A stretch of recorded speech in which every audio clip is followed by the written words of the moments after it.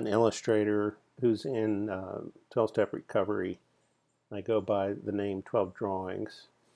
If you go to a 12-step meeting, you will eventually hear the Serenity Prayer, which doesn't actually come from the 12-step program. It was adopted from a theologian named Reinhold Niebuhr, who originally wrote the prayer, and he had nothing to do with the 12-step program. But it offers a type of encouragement that many people, including me, really appreciate.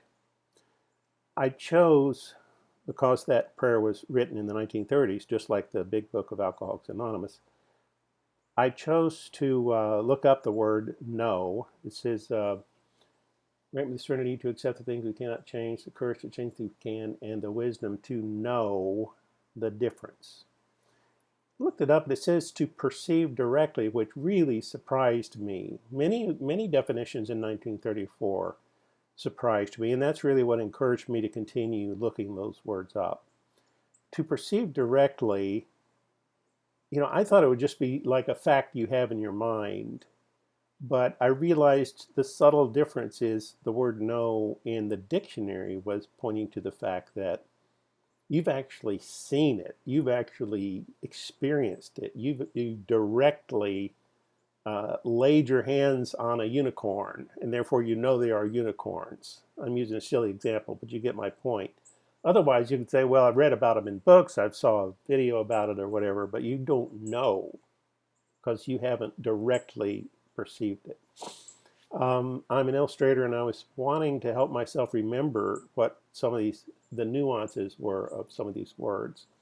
And I had a drawing of a gentleman tuning a piano. If you've ever seen them, they're very meticulous. They almost go one note at a time, and they'll use as their beginning basis, they'll use a tuning fork. It gives them exact pitch, which they'll then use to tune the entire piano. I'm sure I got a lot of the technical details wrong, but you get the idea. It's just an illustration of the idea of someone who doesn't just remember what the note G sounds like. They actually have an instrument that they can always refer to, and then they begin tuning the piano to match what they know is the correct note. How did that relate to my spiritual recovery? There are a lot of encouragements in recovery groups. One is to attend meetings where you get to know there are other people with your situation. You know it because you're in the same room with them and you hear them say, I've got your problem.